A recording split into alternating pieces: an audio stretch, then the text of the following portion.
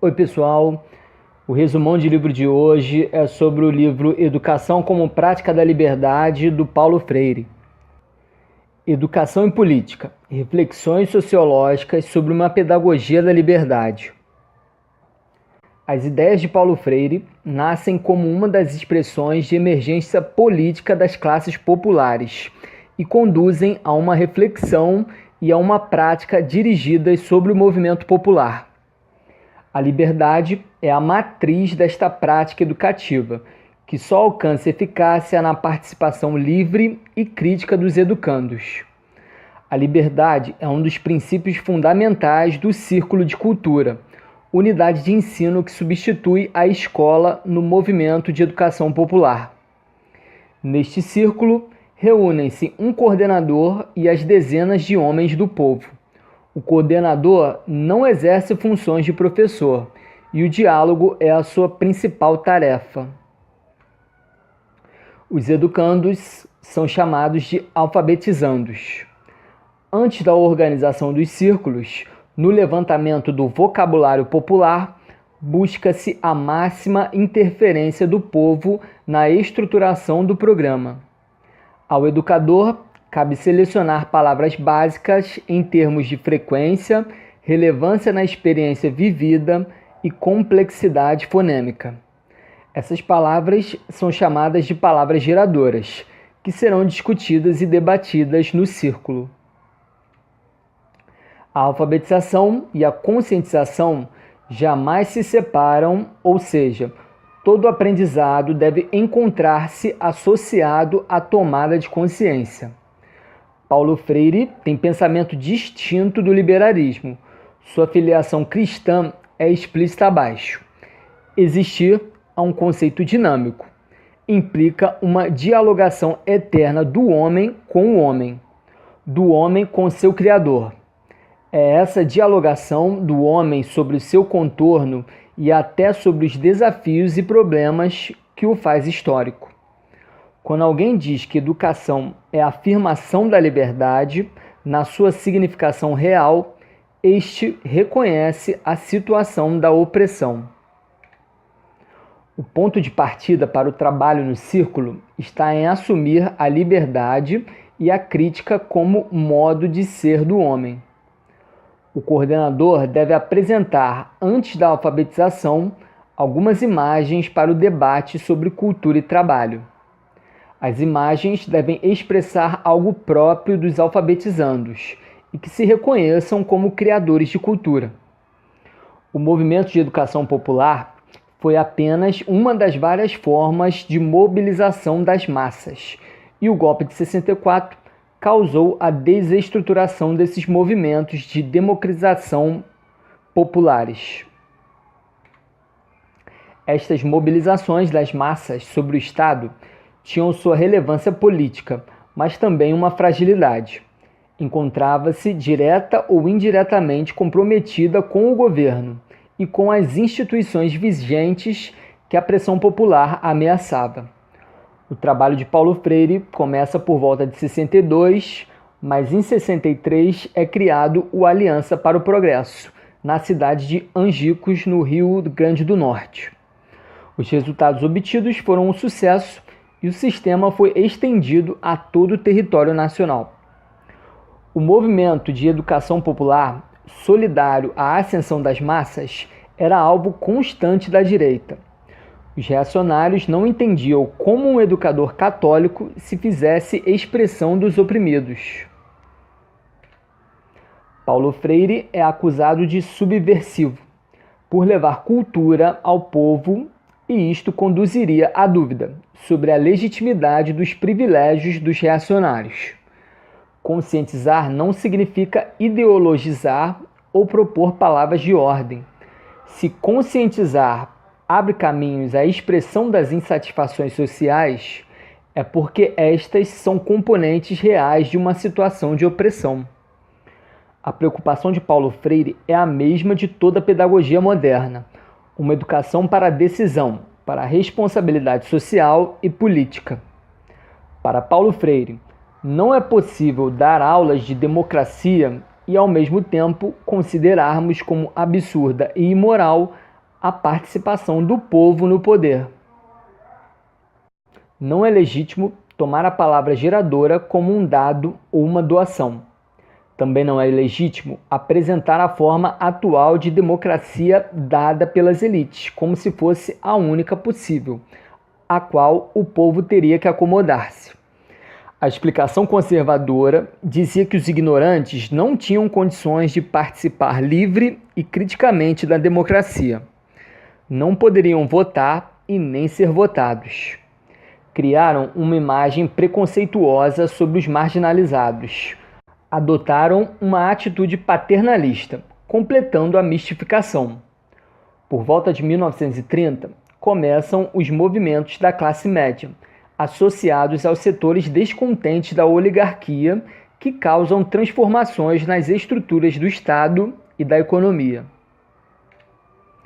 Essa transformação estrutural baseou-se na intensificação da urbanização e industrialização, migrações para as grandes cidades, classes populares urbanas aparecendo na política, conduzindo a uma crise nas elites. A emergência das classes populares e a crise das elites redefinem o esquema de poder, que agora tem de resultar num compromisso com as massas. Em seus estudos, Paulo Freire buscou compreender mais sobre a reflexão dos estados da consciência nos valores do que nas estruturas sociais.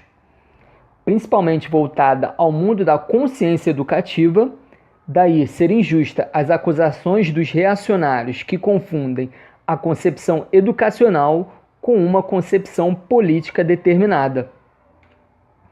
Uma pedagogia da liberdade pode ajudar uma política popular, pois a conscientização significa uma abertura à compreensão das estruturas sociais como modos de dominação e violência. Mas cabe aos políticos, não ao educador, a tarefa de orientar esta tomada de consciência numa direção especificamente política. Paulo Freire vê nas últimas décadas da história brasileira um período de trânsito. Esse trânsito é um tempo de crise desta sociedade fechada, um tempo de opções e luta entre velhos e novos temas. Democracia e liberdade encontram-se na etapa da transição, como possibilidades históricas. Elas não se efetivam sem luta. Depois da Revolução de 30, a consciência popular se fez transitiva. Consciência transitiva significa o reconhecimento da consciência histórica. As massas populares agora se encontram presentes nesse jogo, ainda que algumas vezes de forma passiva. Do ponto de vista das elites, busca-se acomodar as classes populares emergentes, manipulando-as para servir aos interesses dominantes. Esta fase, marcada pela crise de uma formação social, o movimento de conscientização aparece como uma resposta, no plano educacional, à necessidade de uma mobilização democrática do povo. Essas mobilizações populares não conseguiram efetivar plenamente seu plano nacional devido ao golpe de 64. Os grupos de direita sempre impediram qualquer tentativa de ampliação do eleitorado, principalmente do direito ao voto dos analfabetos. Mas os grupos populistas, apesar de sempre se manifestarem a favor da ampliação do eleitorado, na verdade buscavam uma maior manipulação das massas de manobra. Os populistas não podiam deixar de serem intermediários entre as classes dominantes e as classes populares, o ser ambíguo, oscilando entre a manipulação e a mobilização democrática. A mobilização educacional brasileira, ao promover-se através do Estado, poderia estar comprometendo o seu próprio projeto de critização da consciência popular. Toda prática implica algum perigo de mudança de suas intenções originais, perigo que se apresentava na ambiguidade entre mobilização e manipulação. Mas não há dúvidas de que os movimentos populares serviram muito mais à mobilização do que à manipulação. Dessa experiência toda, podemos tirar algumas lições.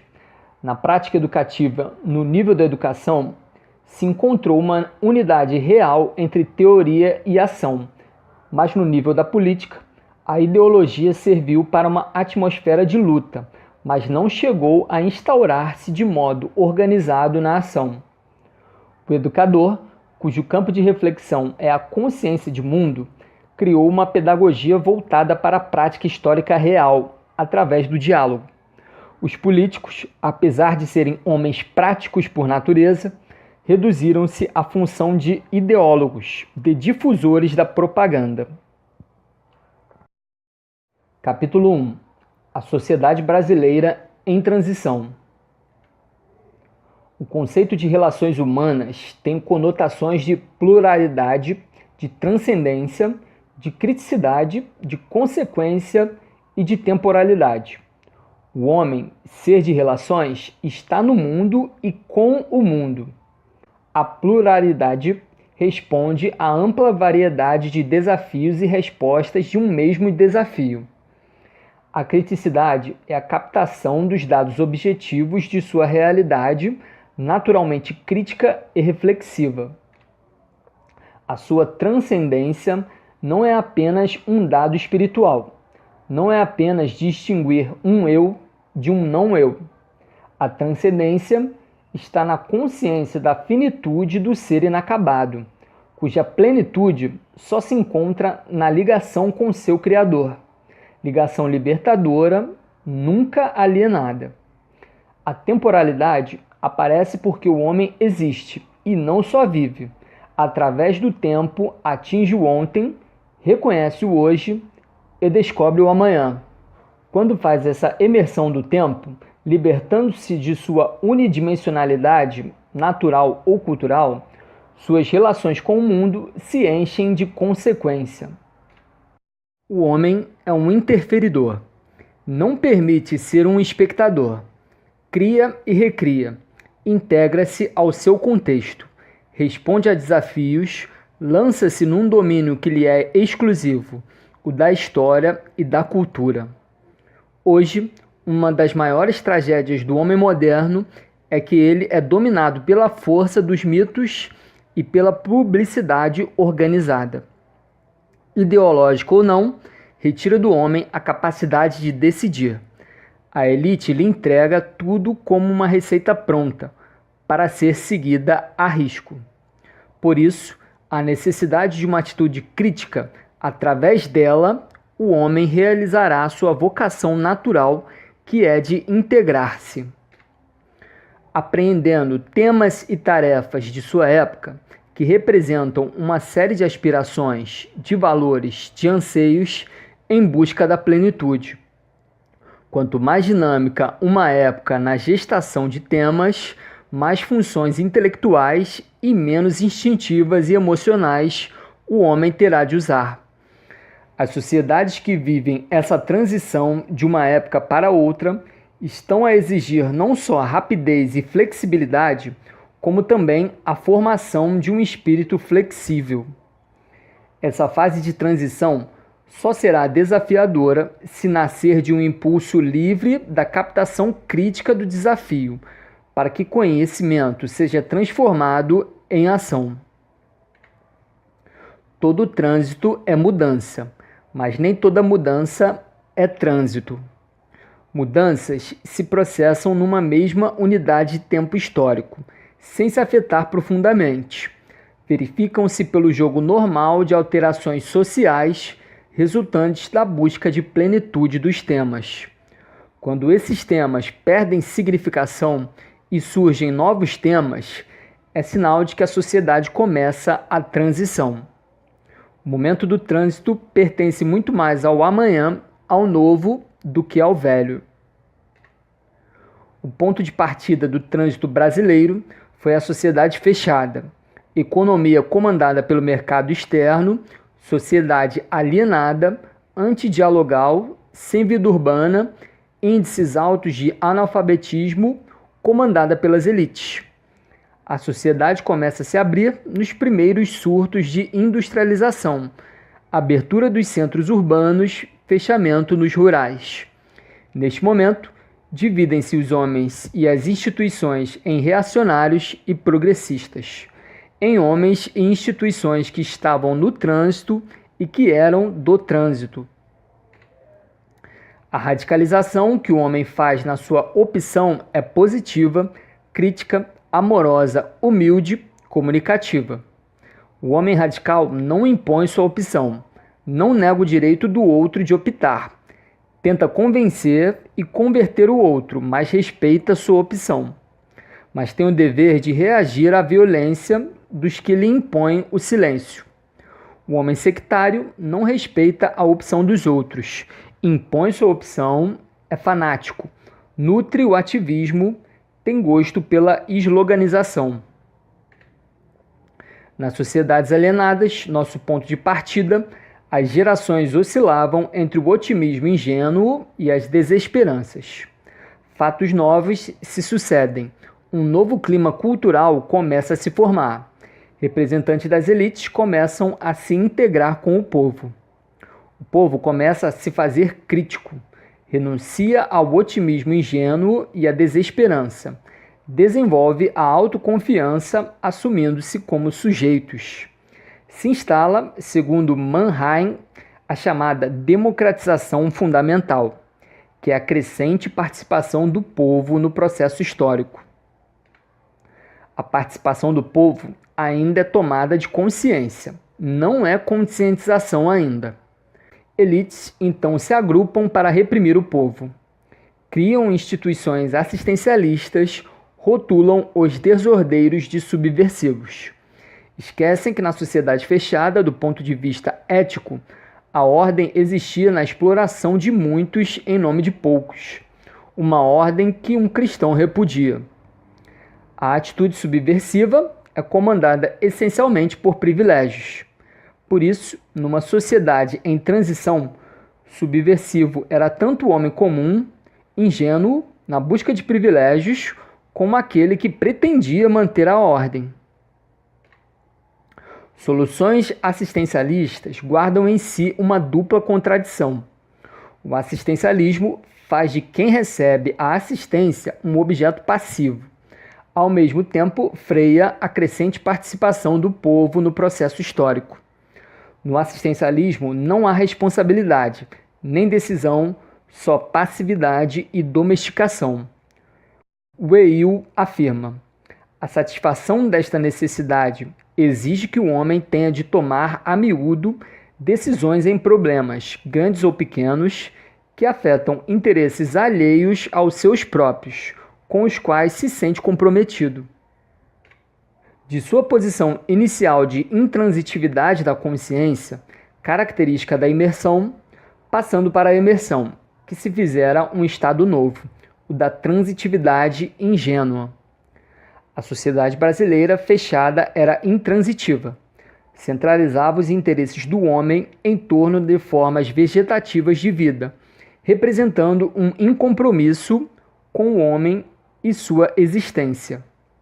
Consciência intransitiva significa sua limitação na esfera de apreensão, uma impermeabilidade a desafios situados fora da órbita vegetativa.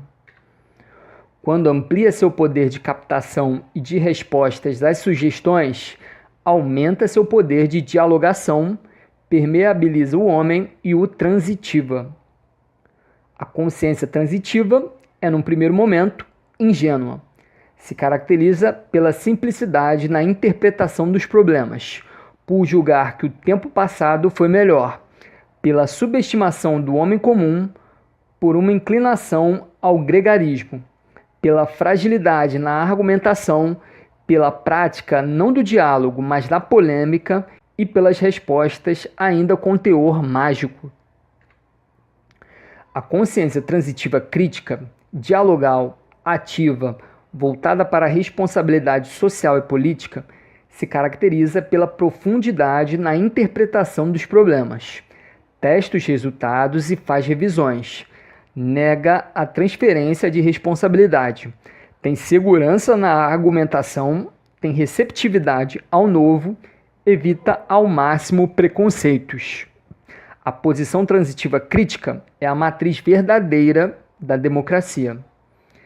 A passagem da consciência intransitiva para a consciência transitivo-ingênua vinha paralela à transformação dos padrões econômicos da sociedade brasileira e era automática.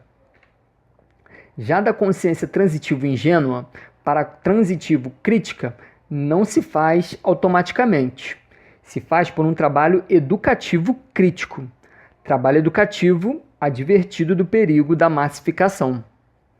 As relações entre a massificação e a consciência transitivo-ingênua, que se distorcida no momento de sua promoção à consciência transitivo-crítica, resvalaria a posições perigosamente míticas.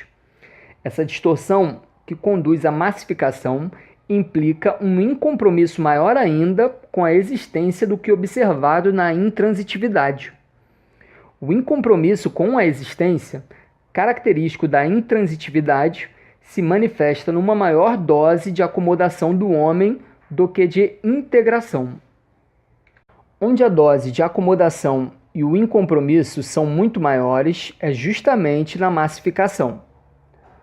Quando o homem não consegue transitivar da consciência ingênua para a consciência crítica, seu incompromisso com a existência é maior ainda do que na intransitividade, levando-o à transitividade fanática. O incompromisso da intransitividade decorre da destruição do poder de captar a autêntica causalidade, daí seu aspecto mágico.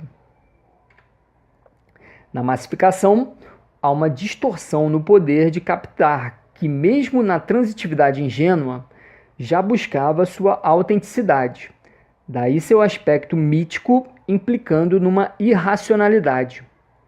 Daí a consciência transitivo ingênua tanto poder evoluir para a consciência transitivo crítica, quanto poder se rebaixar para uma consciência fanática. Na transição brasileira, o clima emocional e o irracionalismo se fortaleceram e se fazia cada vez mais difícil uma educação com o objetivo de ascender da ingenuidade à criticidade. Capítulo 2. Sociedade fechada e inexperiência democrática. Anteriormente, situamos a sociedade fechada brasileira colonial, escravocrata, sem povo, reflexa, antidemocrática como ponto de partida da nossa transição. Analistas têm insistido na nossa inexperiência democrática, que impediram uma maior compreensão desta transição. Nossa colonização fortemente predatória, baseada na exploração econômica do poder do senhor e do trabalho escravo, criou condições negativas de experiências democráticas.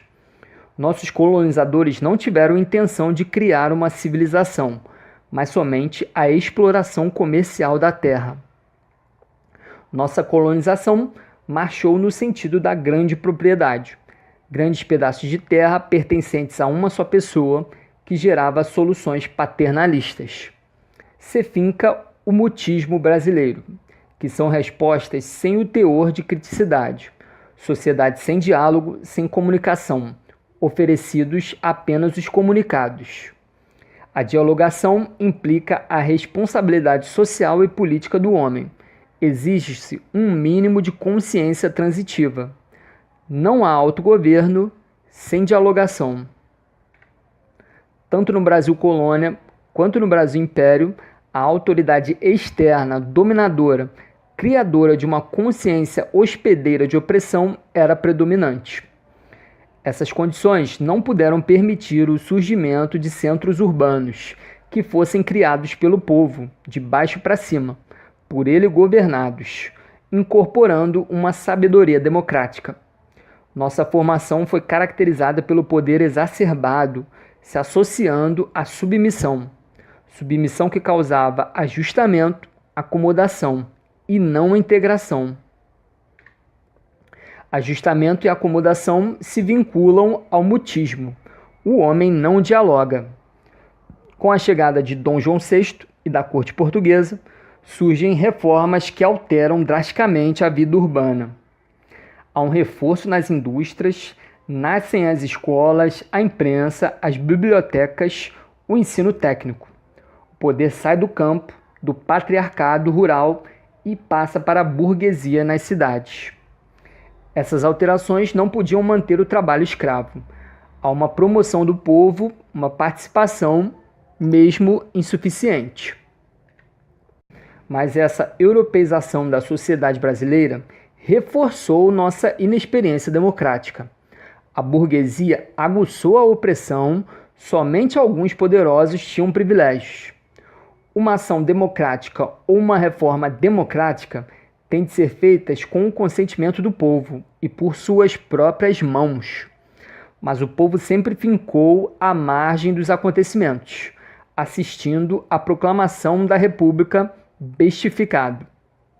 Depois da independência, verificou-se um surto industrial. Estabeleceu-se uma política migratória, aboliu-se a escravidão, organizou-se o trabalho livre e um novo regime político. Mas foi no período pós-Primeira Guerra, e mais enfaticamente no pós-Segunda Guerra, que a industrialização deu seu grande impulso. Surgem grandes centros urbanos, expressos mais na inchação do que no desenvolvimento. O país começa a se encontrar consigo mesmo, o povo emerso na participação, embates entre velhos e novos temas. A superação da inexperiência democrática por uma nova experiência, a participação. Capítulo 3, Educação versus Massificação. Estamos convencidos que a contribuição a ser trazida pelo educador brasileiro à sua sociedade haveria de ser a de uma educação crítica e criticizadora. Uma educação que tentasse a passagem da transitividade ingênua à transitividade crítica. Na medida em que as classes populares emergem, descobrem a opressão. As elites tendem a silenciar as massas, domesticando-as com maior força ou com soluções paternalistas. Surge um problema crucial, o de conseguir um desenvolvimento econômico como suporte para a democracia da nação, que resultasse da supressão da opressão das elites sobre o povo. A questão é que as crescentes reivindicações do povo são consideradas pelas elites como absurdas e imorais. As elites se juntam para defender seus privilégios inautênticos, totalmente longe de se identificarem como nação. A classe média, buscando seus privilégios, via na emersão popular uma ameaça, daí sua posição reacionária. O Brasil necessitava de uma educação para a decisão, para a responsabilidade social e política. A educação deveria oferecer ao educando instrumentos com que resistisse aos poderes do desenraizamento da civilização industrial. Não podemos compreender numa sociedade dinâmica, em fase de transição, uma educação que leve o homem a posições quietistas ao mudismo. A essência da democracia é a mudança.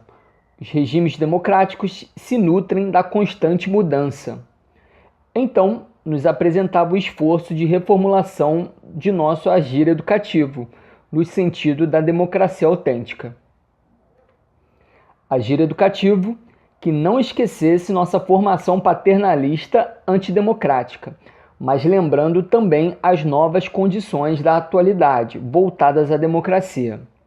Para tal, o homem brasileiro teria de ganhar a sua responsabilidade social e política, participando, aprendendo democracia, participando da democracia. Não é possível dar aulas de democracia considerando a participação do povo no poder como absurda e imoral. Quando se critica nossa educação, a chamam de teórica, quando na verdade ela é verbalista, palavresca. Teoria implica uma inserção na realidade para comprová-la, para vivê-la. Nossa educação é verbosa, assistencializadora, não comunica, faz comunicados. A educação deve ser uma tentativa constante de mudança de atitude, de criação de disposições democráticas que substituíssem hábitos antigos e culturais de passividade por novos hábitos de participação e ingerência. A nossa educação é centrada na palavra, esvaziada da realidade, pobre de aprender fazendo, pobre de pesquisa, rica de memorização.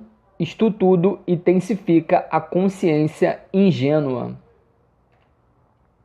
Com a educação se tornando preocupada em nos fazermos identificados com a nossa realidade, entra o clima de transição.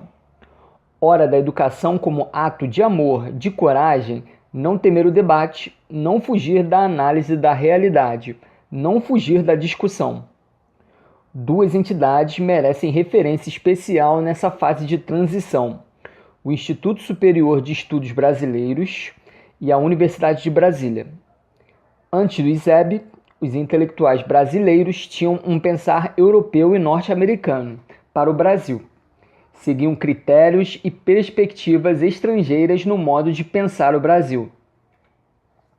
A força de pensamento do ISEB era pensar o Brasil com sua própria realidade, pensar o Brasil como integração com a realidade nacional. Mesmo não sendo uma universidade, o ISEB foi escutado por toda uma geração universitária. O mesmo fez a Universidade de Brasília, que, fugindo da importação de modelos alienados, buscou um saber autêntico, comprometido em contribuir para a transformação da realidade. Porém, ambos foram frustrados pelo golpe militar de 64. Capítulo 4: Educação e Conscientização. Mannheim dizia: à medida que os processos de democratização se fazem gerais, se faz também cada vez mais difícil deixar que as massas permaneçam em seu estado de ignorância. Estado de ignorância se refere ao analfabetismo, à inexperiência de participação e à ingerência. Nos círculos de cultura do projeto de educação de adultos, Paulo Freire buscava os debates com o grupo através de problemas que eles queriam debater. Esses assuntos, acrescidos de outros, eram esquematizados e, com ajuda visual, apresentados aos grupos em forma de diálogo. Era afastado uma alfabetização mecânica e buscava-se uma alfabetização direta e ligada à democratização da cultura. Partia-se sempre de que o homem não apenas estava no mundo, mas com o mundo. Estas relações com a realidade e na realidade travava-se uma relação de sujeito para objeto. Nessa relação, basta ser homem para captar os dados da realidade. Mas o homem não capta o dado da realidade puramente, capta também sua causalidade. A compreensão resultante da captação será mais crítica se for feita a apreensão da causalidade autêntica, e será mais mágica se for feita com um mínimo de apreensão da causalidade.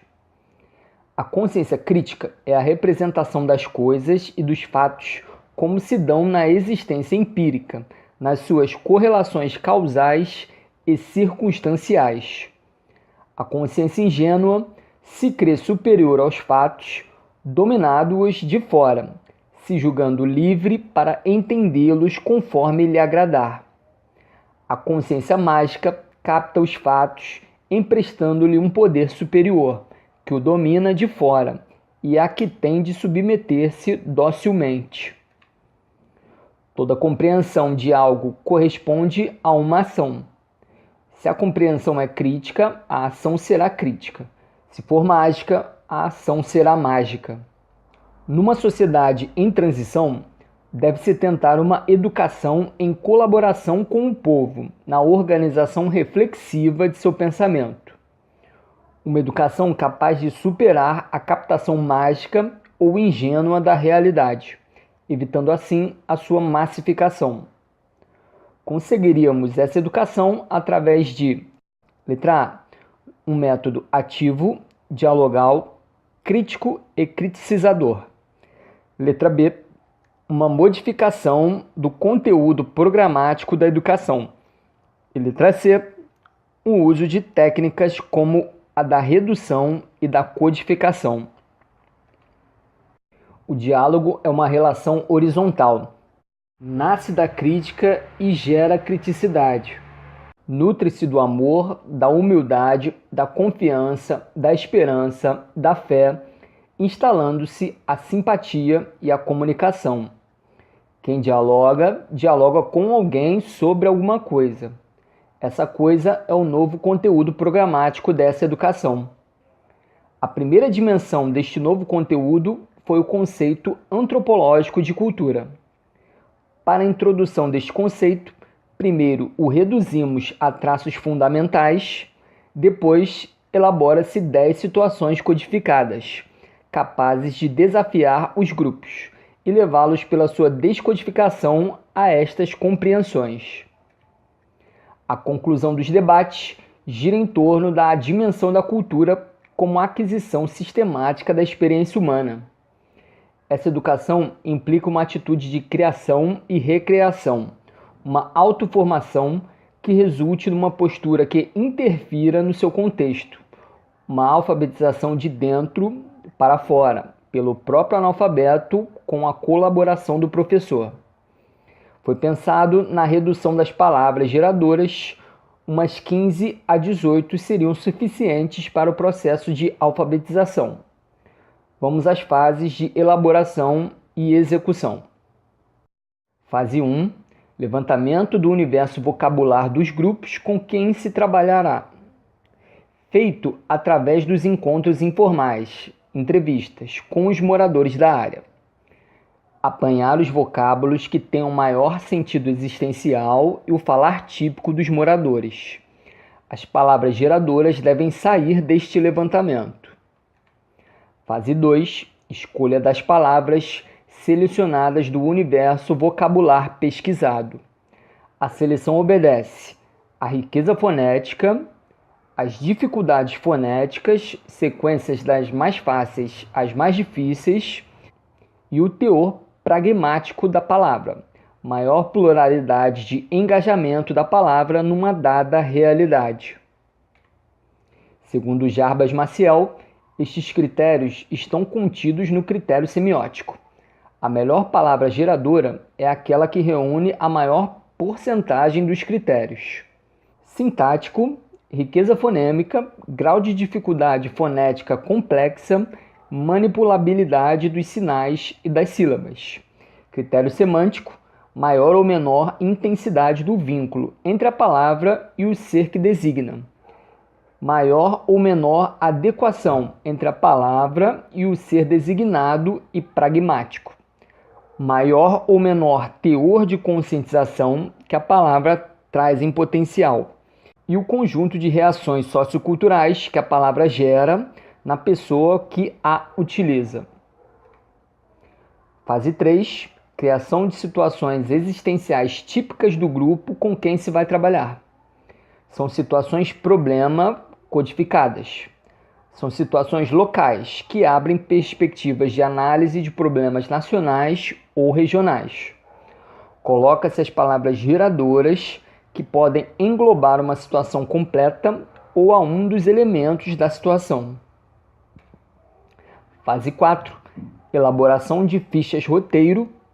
Serve para auxiliar os coordenadores de debate e são meros subsídios, jamais uma prescrição rígida a ser seguida.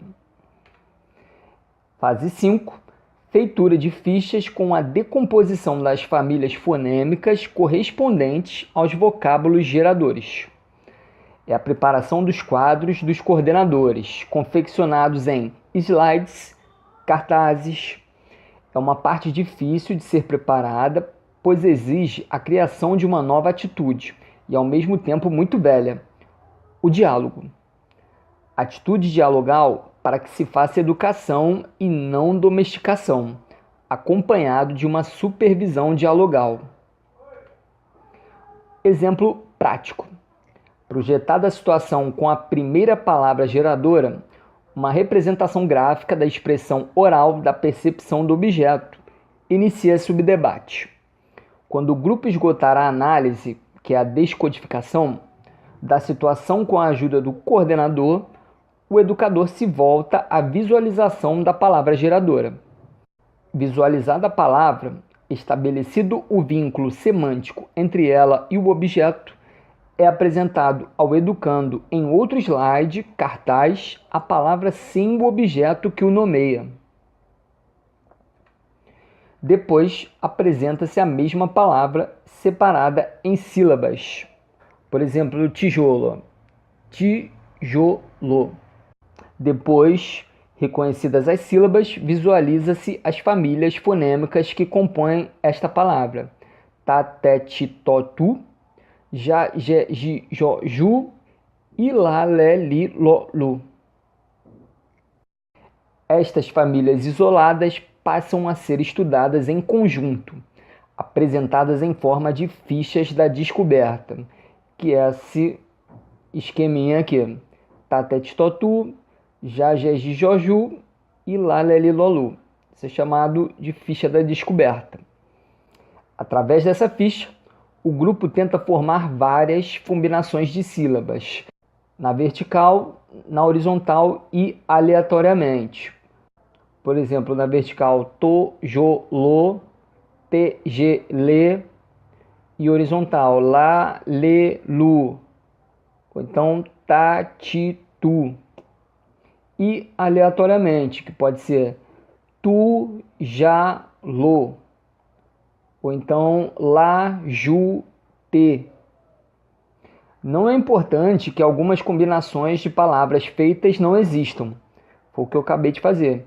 O que importa é a descoberta do novo, de novas combinações fonêmicas.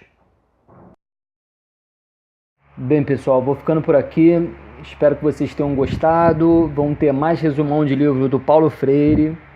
Um abraço, até o próximo vídeo.